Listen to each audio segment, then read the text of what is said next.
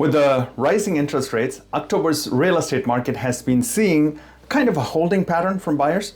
Now, this is causing an increased supply of homes on the market with reduced demand from the buyers. And the increased supply is impacting home prices nationwide, making the market see price reductions as well. Now, this impact to the residential real estate is spilling into the leasing story of apartments, which we'll take a look at as well. Now, you wait till the very end, wherein we'll tell you what is happening nationally to what is happening locally, and besides, how you as a buyer or seller, even in this market, can win big. Okay, stay tuned. Hey, Ravi with the Rams Group at eXp Realty here. If this is the first time we're connecting, I extend a warm welcome to you. And if you are revisiting my channel, we have such a hot market update in store for you. Now, getting right back at it. First, let us look at the impact interest rates are having on home buyers, okay? With the Fed continuing to raise interest rates and their measures having little to no effect on inflation, we are going to continue to see a correction in the housing market, as experts are predicting. Now, it's not a question of a supply of homes problem, as inventory has been increasing all across the country. However, buyers are kind of holding off due to their decreased affordability, and as the interest rates go up, they're concerned about their monthly mortgage payments.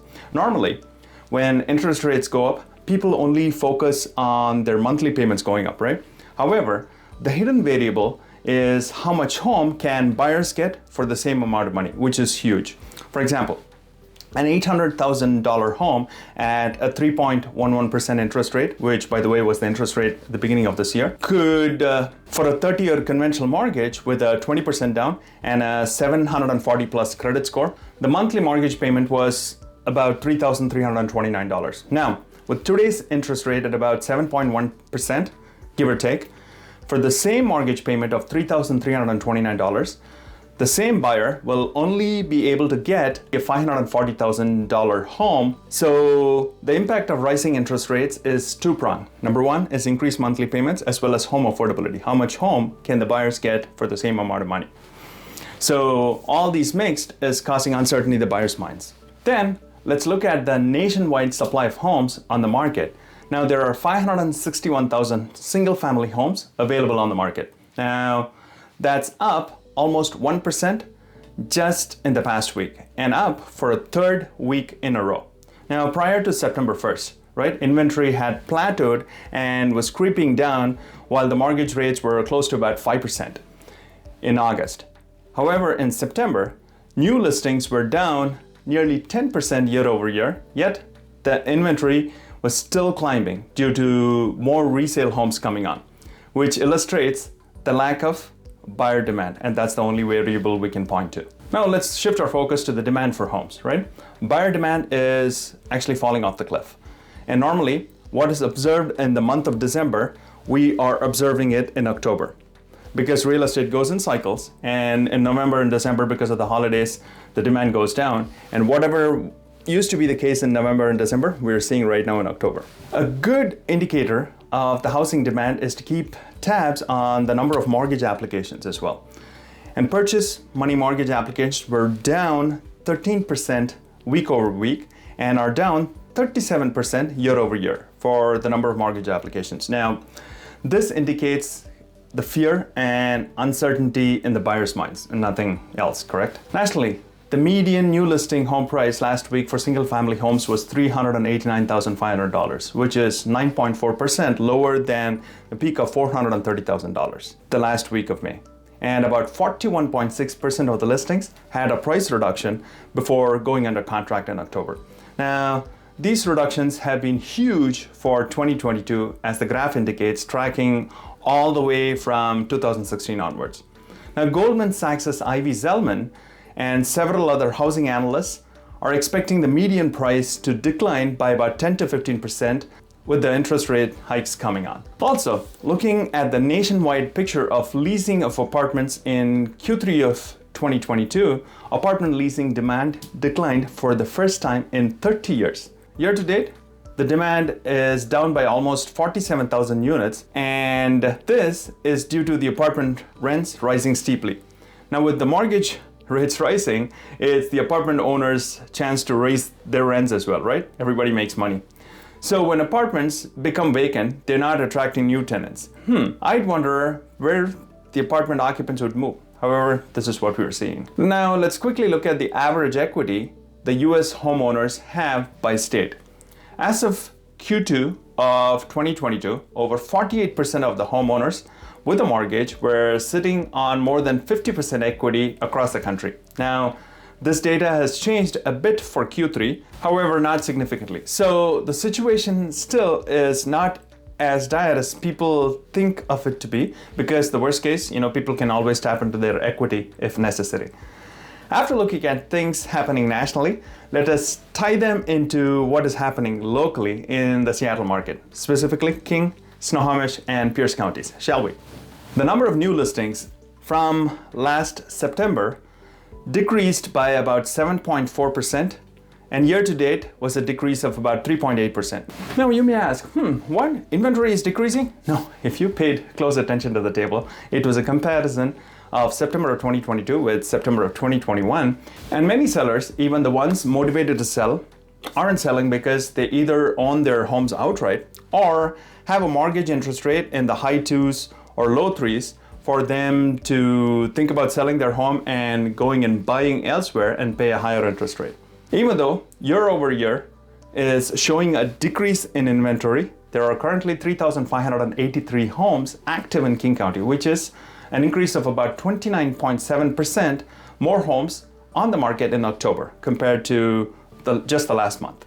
Moving on to pending sales, in King County, this saw a decrease of about 36.2% of the homes that went under contract and 24.6% less year over year. Now, the pending sales decreased due to the buyer pattern of holding back without purchasing. And as a result, we're seeing more homes stay on the market. Then moving on to the number of days on market before homes go under contract. This increased by 100% year over year. What? Yes, from 13 to 26 days. However, the year to date remains at a 0% change. Now, this is because Jan, Feb, and March of this year, the brisk sales we had more than compensates for the slowdown in numbers we are currently seeing. So that's why that's at 0. The median sales price across all three counties, King, Snohomish, and Pierce, increased. Specifically, in King County, for single-family homes, this increased by 6.1% year over year. Now, this means even though price reduction of homes that are staying on the market for long is happening, year over year, prices are in fact appreciating, though at a much slower pace. Now, home price reductions were up by 5.8%, and homes were sold only for 98.7% of the asking price. Now, with more buyers being hesitant, this number will keep trending down. And months of supply increased by about 171.4% year over year to 1.9 months. And months of supply, again, to refresh, is how long homes that are currently active and listed on the market will take to sell, assuming no new homes come on the market. Now, this number is similar in all the three counties, King, Snohomish, and Pierce, across both single family as well as condos. Now, I included the data for all the three counties below for you to take a look. Hey, before we take a look at how you can win in this market, if you found the information in this video useful, consider subscribing and hitting that bell icon. With the market shifting, I want to bring you rich and relevant educational content about real estate to keep you in the real estate know. And a like for this video would go a long way, and I appreciate it. Now, here are the key takeaways. If you are a buyer in this market, looking at the numbers and the state of the market, trying to buy now specifically has 3 advantages for you.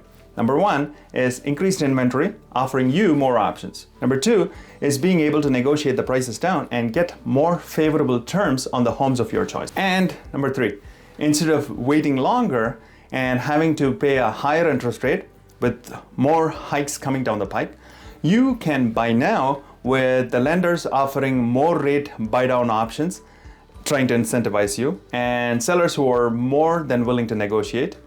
You will come out as a winner. Now, you may ask, why now? Why not hold instead? Well, that's a great question. Well, nobody has a crystal ball when the rates coming down will happen. And here's the biggie of all. Even if the rates come down, home prices will again escalate because the buyers who will then be sitting on the sidelines will jump into action right away, causing more demand to escalate the prices further. So if you are on the verge of buying and are hesitant, connect with me and I'm happy to run the scenarios as well as numbers for you and you can decide, okay?